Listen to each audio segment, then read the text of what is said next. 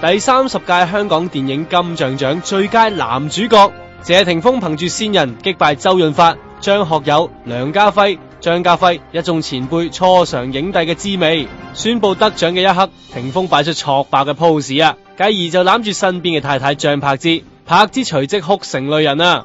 霆鋒除咗多謝太太之外，亦都趁機會同爸爸謝賢道歉。皆因霆鋒喺18歲嘅時候奪得新人獎，喺嗰次佢更加用呢個獎嚟串過爸爸。霆鋒喺台上面就希望爸爸可以原諒呢個不知天高地厚嘅無禮小朋友。佢仲話能夠養大呢個咁麻煩嘅小朋友，仍然可以笑面迎人。爸爸你先係最佳男主角，老豆對唔住。點慶祝啊？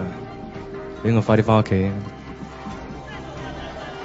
唔係啊，我唔係一個擅長於去應酬或者講嘢嘅人。俾我快啲翻屋企。